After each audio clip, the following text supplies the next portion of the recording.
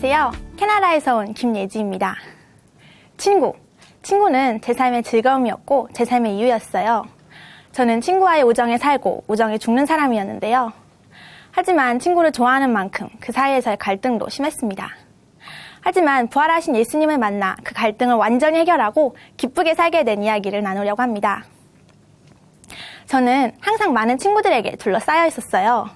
친구들이 제 삶의 전부였기 때문에 저는 친구들이 부탁하는 것은 무엇이든지 다 들어주려고 노력했고 친구들과 같이 할 수 있는 것이라면 무엇이든지 다 하고 싶어 했어요. 친구 따라 강남 간다는 말이 있잖아요. 전 딱 그런 사람이었어요. 학교에선 친구가 예지야 같이 컴퓨터 배우자 하면 그래 하면서 컴퓨터실로 가고, 예지야 같이 서예 배우자, 그래 서예실로 가고, 예지야 도서부 같이 하자, 그래 도서실로 가고, 이렇게 친구들을 따라 바쁜 학교 생활을 했습니다. 교회에서도 마찬가지였어요. 예지야 같이 찬양팀 하자, 그래 성가대 같이 하자, 그래 어린이 찬양팀 같이 하자, 그래 이러면서 친구들을 따라 여기저기 다 참석하고 다녔어요. 또 한 번은 멀리 사는 친구가 오늘 우리 부모님이 늦게 오신대 같이 기다려주라 하길래 저는 또 그래 했어요. 그런데 정작 우리 부모님께는 연락을 안 드리고 밤늦게까지 같이 무작정 기다린 거예요. 집에 가서 눈물 쏙 빠지게 혼났어요. 부모님께 혼나는 이유 중 10중 8구는 친구 때문이었어요. 친구 때문에 내 할 일 안 하고, 친구 때문에 심부름 안 가고, 친구 때문에 연락 없이 집에 안 오고, 이런 날들이 하루 이틀이 아니었어요. 이렇게 마냥 친구를 좋아하기만 하던 11살 어느 날 엄마께서 우리 독일 가서 살 것 같아 하셨어요.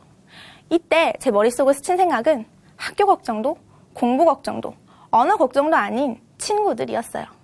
지금처럼 인터넷으로 어디서나 연락을 할 수 있는 것이 아니어서 다른 나라로 간다는 것은 친구들과의 영영 이별처럼 느껴졌거든요. 그래서 엉엉 울면서 요란하게 송별회를 하고 떨리는 마음으로 독일행 비행기에 올랐어요. 독일에 딱 갔는데 역시나 친구가 없다는 것이 가장 힘들더라고요. 처음에는 시골에 있는 학교라 외국인이라는 것 자체만으로 모든 관심과 눈길을 한 몸에 받았어요. 영화에서나 보던 인형 같은 애들이 우르르 몰려와서 Wie ist dein Name? Wie alt bist du? Woher kommst du? Bist du neu hier? Sprichst du Deutsch? 이름이 뭐야? 몇 살이야? 어디서 왔어? 여기 새로 온 거니? 독일어 할 줄 알아? 이러면서 질문을 막 퍼붓는 거예요. 근데 전 그저 웃고만 있었어요. 그랬더니 애들이 다 가버리더라고요. 저는 순식간에 외톨이가 되었습니다. 제 모든 행복의 근원이 친구들에게 있었던 저는 이 상황 때문에 정말 하루 종일 한국을 그리워하면서 우울해했고 학교에서 돌아올 때는 눈물을 뚝뚝 흘리면서 걸었어요. 친구를 사귀지 못하는 유일한 이유가 독일어라는 생각이 들더라고요. 그래서 저는 정말 독하게 맘먹고 그 어렵다는 독일어를 죽기 살기로 공부했어요. 친구를 사귀기 위해서 독일어를 배웠기 때문에 제가 처음 한 독일어는 Ich kann Deutsch sprechen. Kann ich neben dir sitzen? 나 독일어 할 수 있어. 너 옆에 앉아도 되니? 이런 말이었어요. 학교에서 저는 아무 말도 못하는 애로 낙인이 찍혀 있었거든요. 피나는 노력의 결과로 제 독일어는 쑥쑥 늘었고 곧 말이 통하기 시작했어요. 그러고 나서는 친구를 사귀기 위해 단 한 번도 싸운 적이 없을 정도로 다 맞춰주었어요. 근데 문제는 그게 제 마음이 넓어서 됐다는 것이 아니라 속으로는 엄청 속상하고 서운해도 참자 해서 됐다는 거였어요. 내색만 하지 않은 거죠. 그러다 보니 나중에는 친구랑 관계가 힘들어지는 분위기만 만들어져도 몸으로 증상이 나타났어요. 스트레스성 장염이라고 하더라고요. 결국 친구의 말 한마디, 표정 하나에도 긴장을 해서 소화가 안 되고 배가 아파서 아무것도 못하는 일이 많아졌어요. 그러던 중에 중학교에 올라가니 드디어 서로 고민을 털어놓고 시시콜콜한 얘기도 다 하는 그런 단짝 친구가 생기게 되었어요. 제게는 더없이 소중한 친구였죠. 그런데 그 친구가 남자친구랑 헤어진 지 얼마 안 됐을 때였어요. 어느 날 학교를 갔는데 그 애가 저한테 좀 쭈뼛거리더니 나 얘랑 사귀기 시작했어 하면서 다른 여자아이를 딱 가리키는 거예요. 저는 그날 하루 종일 얘가 지금 뭐라 그랬지? 이건 꿈일 거야 하면서 수업에도 집중을 하나도 못했어요. 이것은 우정을 의미하는 것이 아니라 이성 교제를 가리킬 때만 쓰는 말이었거든요.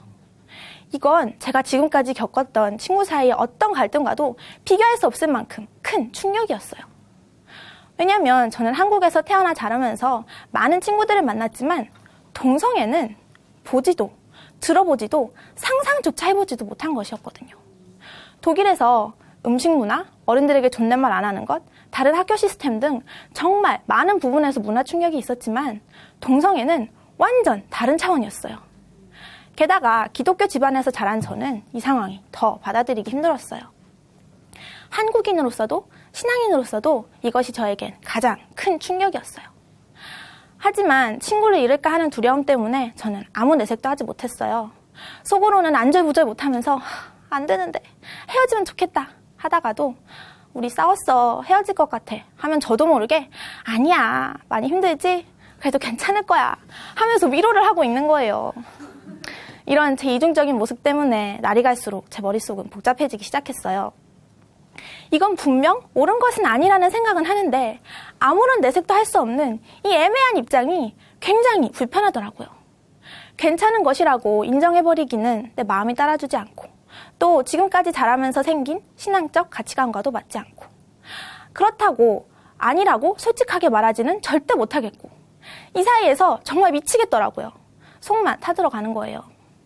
하지만 내가 어떻게 사귄 친구인데 얼마 만에 생긴 친구인데 하는 생각이 들면 저는 동성애에 대한 제 근본적인 생각, 양심은 물론 하나님의 말씀까지도 버릴 수 있는 사람이 되어 있었어요. 그래서 갈등은 점점 심해졌지만 결국 친구를 대하는 제 모습은 달라지지 않았어요. 그런데 얼마 지나지 않아 제가 알고 지내던 다른 친구들도 갑작스럽게 동성애자로 변하면서 동성 친구들끼리 사귄다는 거예요. 나 실은 동성애자인 것 같아. 이 말을 무슨 나 남자친구 생겼어. 이 말보다 더 쉽게 하는 거예요. 이렇게 친구들이 하루아침에 동성애자가 되는 것을 보고 정말 놀랐습니다. 이런 일들이 점점 확산되면서 심지어는 동성애자가 아닌데도 성적 호기심 때문에 동성끼리 성관계를 갖고 그걸 자랑하듯 얘기하고 다니는 거예요.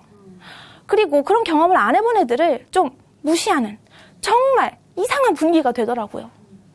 이게 정말 내가 다니는 학교에서 일어나고 있는 일이 맞나? 진짜 내가 알던 애들이 하는 말이 맞나? 대체 뭐가 어떻게 돼가는 것인지 혼란스러움에 정신이 하나도 없었어요. 항상 신앙생활을 열심히 해오던 저에게는 이것은 완전 충격 그 자체였어요. 또 한 번은 동성애에 빠진 친구 중 제가 알고 지내던 한 남자아이가 점점 우울해지더니 결국 어느 날은 자살 시도를 했어요. 처음 접하는 상황에 너무 놀랐고 밤을 다 샐 정도로 걱정이 되었어요. 저는 결국 고민 끝에 이 문제를 해결할 수 있는 건 예수님을 만나는 것밖에 없다는 결론을 내리게 되었어요. 다른 말은 도움이 되질 않겠더라고요. 그런데 저는 복음으로 이 친구를 도와줄 수가 없었어요. 답을 알고 있다고 생각했고 이거면 분명 얘가 살겠다는 생각도 드는데 전할 수가 없는 거예요. 고민이 되기 시작했어요.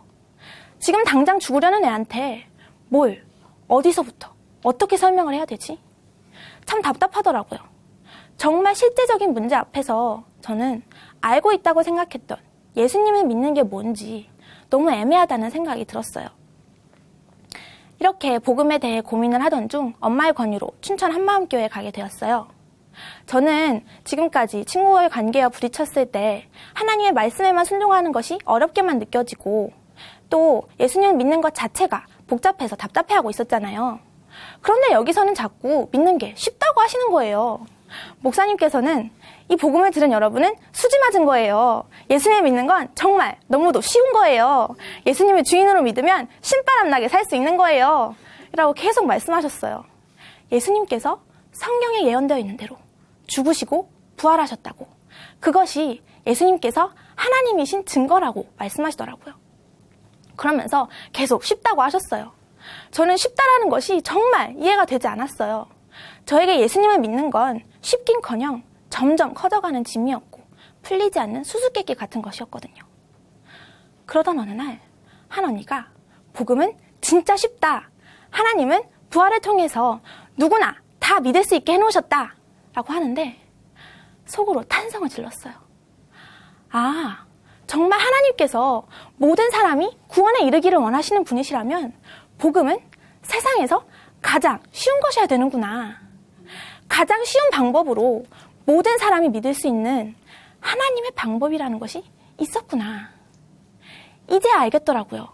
증거가 있으니까 믿는 것이 정말 쉬워졌어요. 예수님은 그저 사람이 아닌 하나님이셨어요. 예수님이 진짜 저의 주인이셨어요. 예수님 앞에서, 부활이라는 표적 앞에서 믿는 것은 정말 저절로 되는 거였어요. 예수님 앞에 섰을 때 예수님을 주인으로 믿는 것은 이렇게 쉬운 것이었는데 지금까지 착각한 거예요. 그런데 복음을, 또 예수님을 믿는 것을 이렇게 쉽게 해주시기 위해 예수님께서 하신 일은 엄청난 것이었어요. 전능자 하나님이신 그분께서 이 땅 위에 직접 찾아오셨더라고요. 저를 믿게 하시려고요. 그런데 부활하신 이 예수님 앞에서 제 모습을 딱 보는데 저는 할 말을 잃었어요.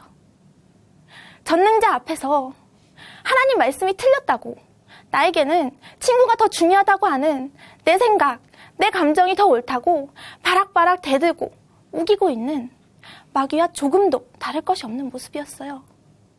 이 악한 죄, 하나님보다 높아진 이 죄를 해결하시려고 제 대신 예수님께서 죽으셨더라고요.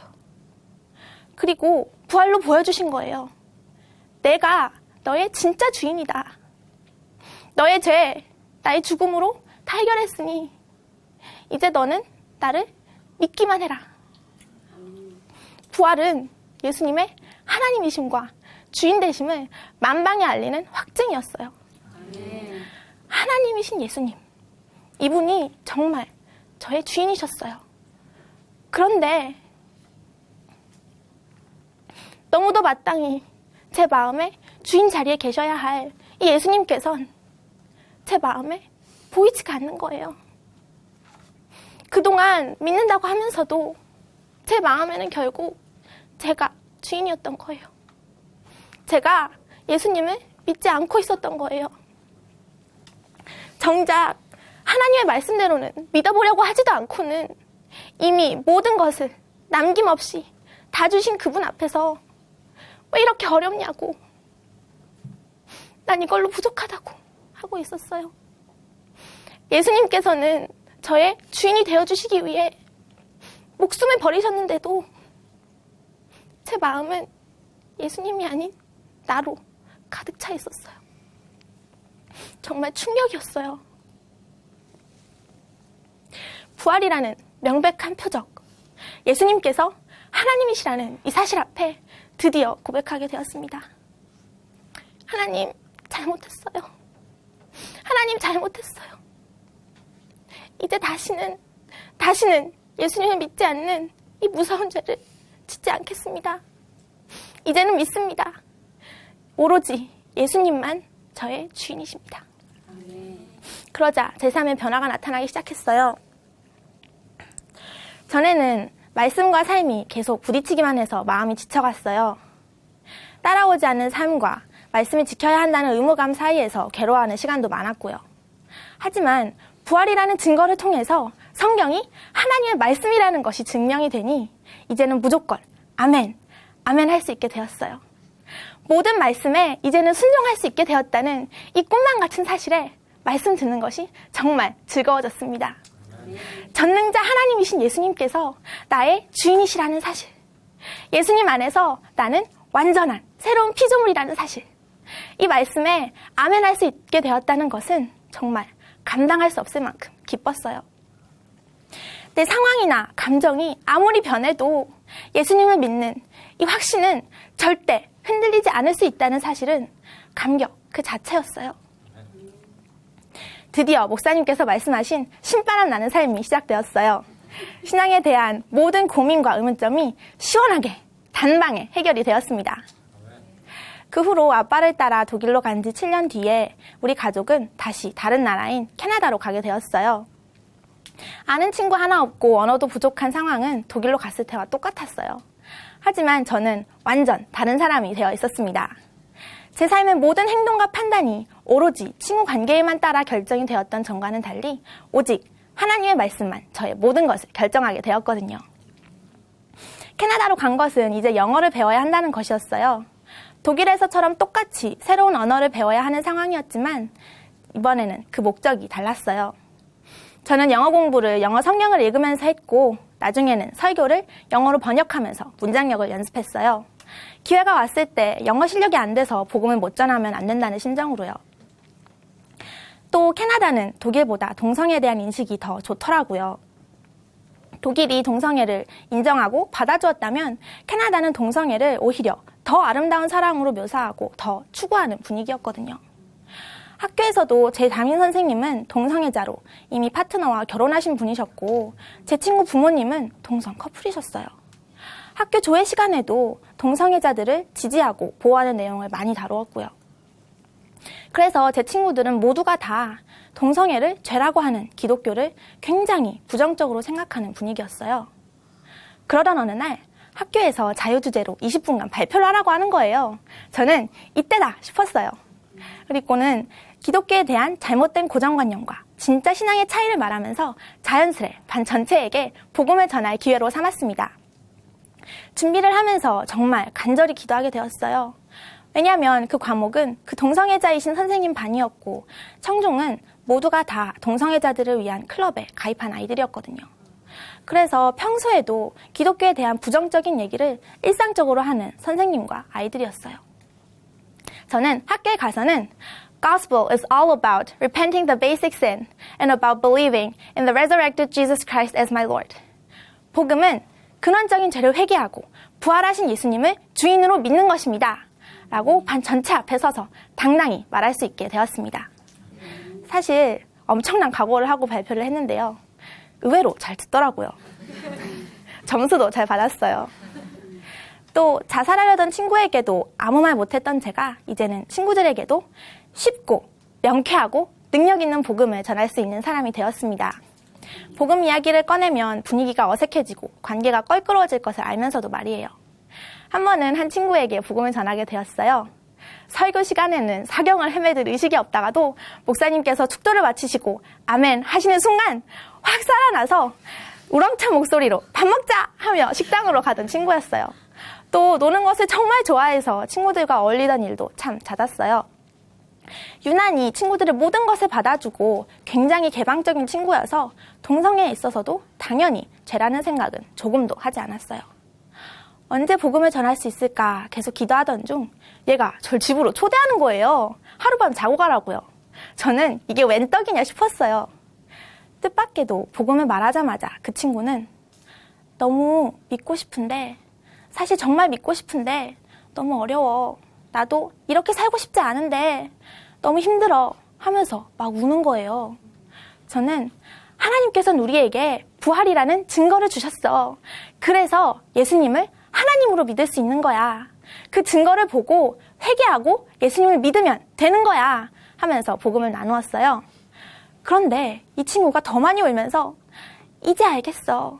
그동안 답답해서 미칠 것 같았는데 이제 들었던 말씀 조각들이 한 장의 그림처럼 맞춰지는 것 같아 라고 하는 거예요.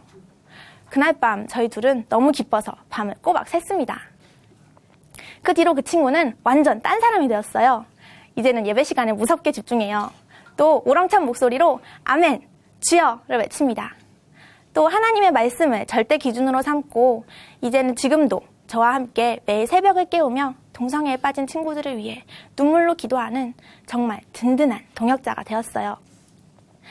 저는 여전히 친구를 좋아합니다. 친구와의 관계도 중요하게 생각하고요. 그리고 이제는 복음으로 그 친구들을 살리고 싶어요.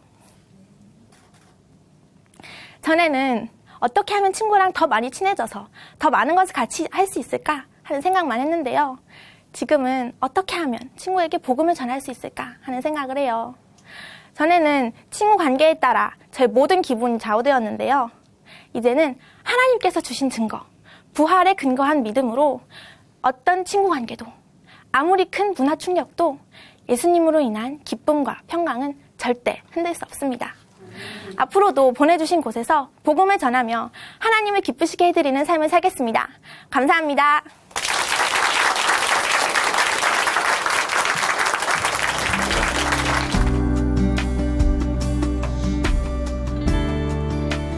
안녕하세요. 춘천 한마음교회 김정선입니다. 저는 세상에서, 교회에서 사람들이 말하는 정답대로 살아온 모태신앙인인데요. 열심히 신앙생활을 했지만 결국 하나님과의 관계는 없는 바리새인 같은 사람이었어요. 그랬던 제가 부활의 주 앞에 굴복되어 인생의 진짜 정답을 찾고 이제는 하나님과 관계 맺는 기쁜 삶을 살게 된 은혜를 함께 나누려고 합니다. 저는 신앙생활을 열심히 하는 가정에서 모태신앙으로 자랐어요. 우리나라의 의무교육은 총 9년이잖아요. 그런데 저는 5살 유치부부터 시작해서 주일학교와 중고등부까지 총 15년을 교회학교에 다녔어요. 교회에서나 가정에서나 신앙을 우선으로 배우면서 자라서 그런지 저에게는 사람들이 흔히 말하는 모범생이라는 타이틀이 따라다녔습니다. 학교에서는 선생님이 시키시는 것은 무엇이든지 열심히 했고요. 항상 기본에 충실해야 했는데요. 초중고 12년 동안 매년 개근상은 물론이고요. 고등학교 2학년 때는 야간 자율학습에 한 번도 빠지지 않아서 담임선생님께서 비가 오나 눈이 오나 바람이 부나 라는 이름의 상을 주시기도 했어요. 제가 고등학교 시절에 야간 자율학습을 빼먹은 일이 딱 한 번 있었는데요. 그것도 친구들과 자율학습 1교시 때 나가서 팥빙수를 먹고 2교시 때는 다시 돌아온 거였거든요. 그런데 이 일은 제 학창시절 최고의 일탈이었습니다. 또 저는 초등학교 때부터 고등학교 때까지 거의 매년마다 표창장을 받았고요. 표창장뿐만 아니라 과목별 학력 우수상, 개근상, 다독상, 글짓기, 리코더, 합창, 논술, 통계, 지리올림피아드 등등 상장이 파일로 3권 정도 있어요. 공부도 나름대로 잘해서 반에서 주로 1, 2등을 했습니다.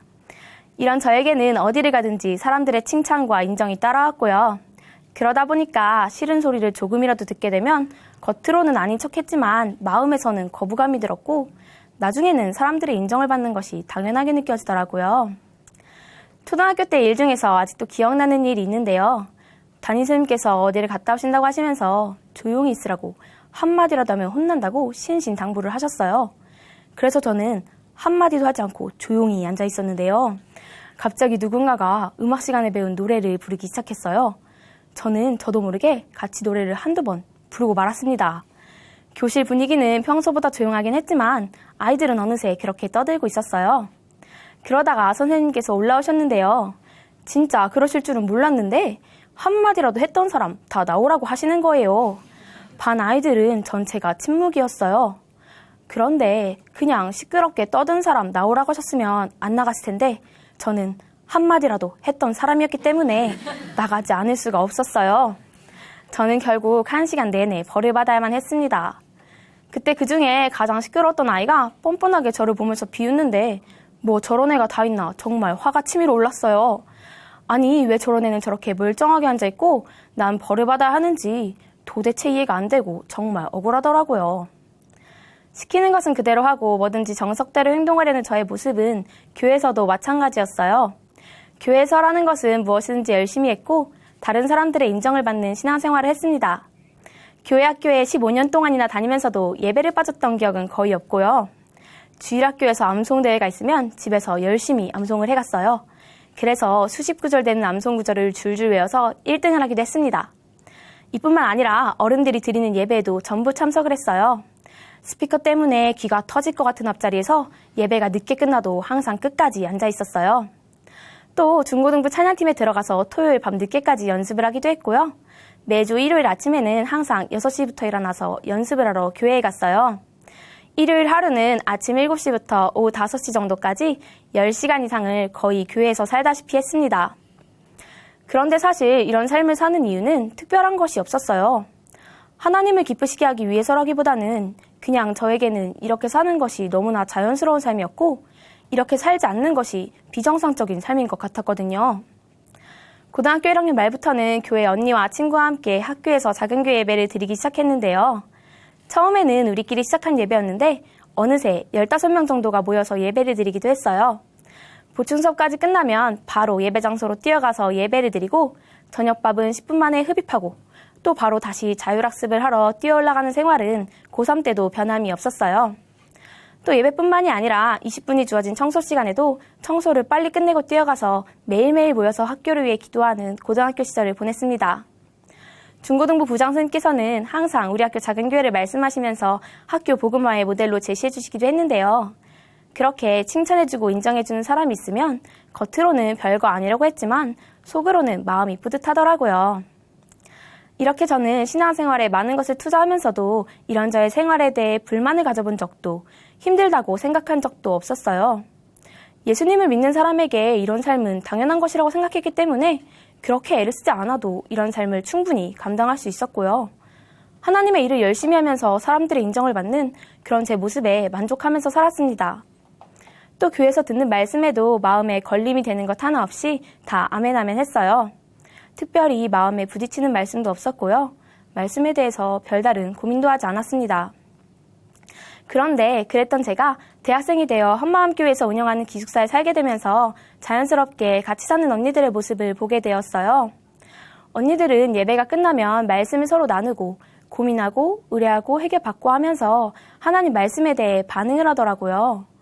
분명히 제가 언니들보다 신앙생활을 더 오래 했는데도 언니들의 모습은 저와는 뭔가가 달랐습니다.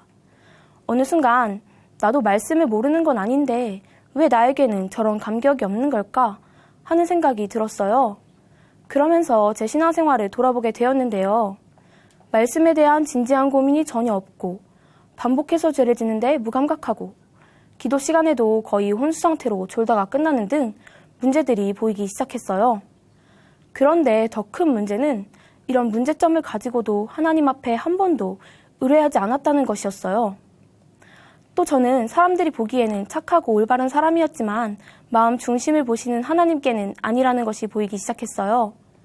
기도 시간에 졸다가 깨면 마음에 찔림이 되긴 했지만 그건 하나님이 아니라 제가 조는 것을 보았을 사람들을 의식한 것이었고요. 새벽 기도 때 계속 졸아서 기도를 하나도 못해도 하루 삶을 사는 데는 아무 문제가 없었어요. 또 저는 올바르게 살지 못하는 사람을 보면서 마음속으로 판단한 적이 많았는데요. 특히 제 동생이 학교에서는 일탈을 하기도 하고 집에서는 저한테 짜증내고 막대하면서 교회에서는 항상 충만한 것처럼 다니는 모습을 보면 정말 짜증이 났어요. 사람들이 저에게 동생 칭찬을 하면 절대 아니라고 인정을 할 수가 없었어요. 이런 제 모습들을 보니까 내가 정말 하나님과 관계를 맺고 있는 건가 하는 생각이 들더라고요. 목사님께서는 항상 하나님과 관계 맺는 삶을 살아야 한다고 강조하셨는데요. 생각해보니까 저는 하나님과 나와의 관계를 생각해본 적이 거의 없었고 하나님과 사귐을 갖는다는 것도 너무 추상적인 거예요. 그래서 저는 하나님께 간절한 마음을 달라고 기도하면서 하나님과 관계 맺는 사람이 되고 싶다고 의뢰하기 시작했습니다. 하나님께서는 이런 저에게 제 마음 중심에서 걸림이 되는 문제들을 조금씩 찔러주시기 시작하셨어요. 사람들이 복음이 제 자신에게 기쁜 소식인가를 물어볼 때가 많았는데요. 전 그때마다 그렇다고 대답을 하면서 그래, 기쁜 소식이지 하고 생각은 했지만 사실은 마음에서 우러나오는 기쁨이 아니었고 다른 사람들은 도대체 얼마나 기쁜 건지 이해가 안 되더라고요. 그리고 예수 그리스도께서 너희 안에 계신 줄을 스스로 알지 못하면 버리운 자라고 하는 말씀이 있잖아요. 이 말씀을 볼 때면 어쩌다 가끔씩은 뭔지 모르게 마음이 기쁘지 않을 때가 있었어요. 또 한 번은 기숙사 언니와 함께 말씀 교제를 하는데 언니가 제게 부활하신 예수님 앞에 정확하게 회개하고 굴복하지 않았다면 지금까지 너의 인생은 주를 위해 산 것이 아니라는 말을 했는데요. 이때는 정말 마음이 무거워지면서 혼란스러워지더라고요. 이렇게 하나님께서는 저의 문제를 드러내기 시작하셨는데요. 전 이런 문제들이 가끔씩 떠오를 때면 마음 한편에서 걸림이 되긴 했지만 그때마다 제가 예수님을 믿는 것이 확실하다고 생각했기 때문에 그냥 애써 외면해버렸습니다. 그런데 어느 날 교회에서 강력하게 선포되는 회개에 대한 말씀을 들었는데요. 제가 항상 입술로는 예수님이 주인이시라고 고백은 했는데 정작 마음 중심에서는 주인 되신 그분께 온전히 굴복하지 않았다는 것을 알게 되었어요. 그동안 애써 외면해왔던 제 신앙의 현실을 직면하게 되니까 마음이 너무 힘들더라고요. 그날 저녁에 기숙사에 돌아와서 간증문을 기록하려고 앉아있는데 그런 답답함과 혼란스러움 때문에 도저히 기록을 할 수가 없었어요. 그래서 저는 제 책상에 의자 밑으로 내려가서 꿇어앉아 기도를 하기 시작했습니다. 기숙사 식구들이 있어서 차마 소리를 내지도 못하고 거의 숨다시피 해서 기도를 하는데 정말 간절한 기도가 되더라고요. 하나님, 저 지금까지 주를 위해 열심히 산다고 살았고요. 저는 복음을 확실히 알고 있고 믿고 있다고 생각했어요. 제가 복음을 열심히 전한 것도 다 아시죠? 그런데 이런 모든 게 다 주를 위해 한 게 아니면 어떻게 하죠? 솔직히 저 지금까지 제 신앙이랑 인생이 다 무너지는 것 같아서 너무 두렵고요. 어떻게 제가 예수님과 상관이 없는 사람일 수가 있는지 이해가 안 돼요. 그런데요, 하나님, 저 이런 자존심도 다 내려놓을게요. 저 좀 살려주세요. 그날 밤에 그렇게 눈물로 간절히 기도를 했어요. 그리고 이틀 뒤 새벽 기도 시간이었는데요. 그날따라 목사님께서는 회개의 영이 임하길 원한다고 하나님의 역사를 경험하는 시간이 되게 해달라고 강력하게 기도 인도를 하셨어요. 이틀 전 밤에 하던 기도 그대로 간절히 기도가 되더라고요. 바로 그 새벽 기도 시간이 제 인생에서 잊을 수 없는 기도 시간이 되었습니다.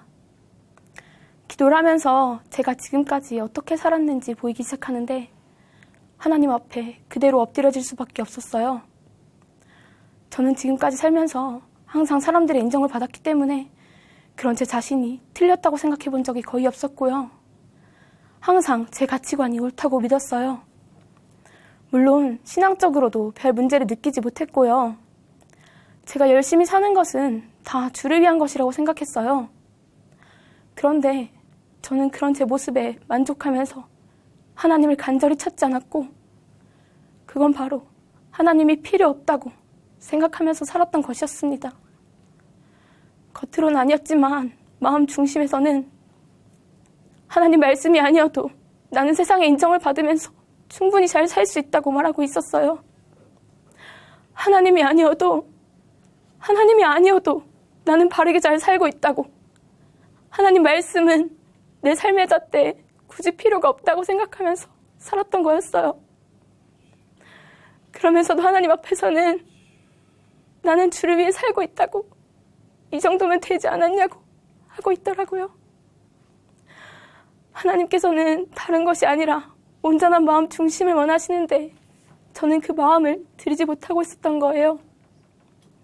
항상 입술로는 예수님이 주인이시라고 고백하고 주를 위해 산다고 했지만 하나님이 보시기에는 그분과 상관이 없는 사람이었어요. 저는 제가 성경에 나오는 바리새인 같은 사람이라고는 상상조차 하지 못했는데 제가 바로 바리새인 같은 자, 주를 위해 열심을 낸다고 하면서도 마음 중심은 하나님보다 높아져서 하나님의 영광을 내가 채우고 있던 악랄한 자였습니다. 기도를 하면서 지금까지 제 모습을 돌아보는데 내가 어떻게 그동안 하나님과 관계를 맺지 않고 살면서도 예수님을 잘 믿는다고 생각했을까 싶더라고요. 예수님은 사람이 만든 신이 아니라 부활하셔서 진짜 살아계신 하나님이신데 그분과 관계없이 신앙생활을 한다는 것은 말이 안 되는 것이었어요. 하나님께서는 모든 사람이 예수님을 주인으로 믿을 수 있도록 부활이라는 확실한 증거를 주셨잖아요. 그런데 저는 항상 부활을 외치면서도 그 부활이 실제 제 삶에는 아무런 영향을 미치지 못했더라고요. 예수님께서 죽으시고 부활하신 이유가 나의 주인이 되시기 위해서라는 말씀을 너무나 잘 알면서도 그 부활하신 주님께 진정으로 주인 대접을 해드리지 않았다는 것이 하나님 앞에서 너무 죄송했습니다. 하나님, 죄송합니다. 저는 지금까지 나의 창조주이신 전능자 하나님을 필요 없다고 생각하면서 살았습니다. 내 주인 되시려고 끊임없이 두드리시고 기다리셨던 예수님을 지금까지 무시하고 외면해서 정말 죄송합니다. 예수님을 믿지 않고 내가 옳다고 생각하면서 내가 주인 되어 살았던 죄를 이제야 회개합니다. 예수님을 문 밖에서 너무 오래 기다리게 해서 정말 죄송합니다. 이제야 예수님을 제 마음의 진정한 주인으로 모셔드립니다. 이제는 제 생각과 제 기준이 아니라 하나님의 말씀에만 순종하고 굴복하면서 살겠습니다. 그렇게 온 마음으로 부활하신 예수님만이 나의 주인이시고 나의 하나님이시라고 고백하게 되니까 제 생각들은 자연스럽게 내려놓아지더라고요. 부활은 모든 견고한 진을 파하는 강력이라는 말씀이 저에게 실제가 되는 순간이었어요. 전에는 제 자존심과 생각들을 내려놓으면 죽는 줄 알았는데 내려놓고 나니까 오히려 제 마음이 정말 기쁘더라고요. 막혀있던 하나님과의 관계가 뚫리니까 속이 뻥 뚫리는 것 같고 너무 감사했어요. 그리고 지금까지 일했던 나를 너무나 사랑하신다는 이분의 마음이 부어지는데 정말 감격이 되었어요. 예수님께서 내가 너를 사랑한다. 내가 내 생명을 버려서라도 너와 사랑의 관계를 맺고 싶었다. 이렇게 말씀하시는데 제 머리로는 헤아릴 수조 없는 그 사랑을 도저히 감당할 수가 없더라고요. 그래서 지금까지 일방적으로 저를 사랑하시면서 기다리셨을 주님께 저도 주님을 사랑한다고 온 마음을 다해 고백했어요. 나 같은 자를 감히 주님께 사랑한다고 고백할 수 있는 존재로 만들어주신 이 복음이 이제야 저에게 진짜 기쁜 소식이 되었습니다.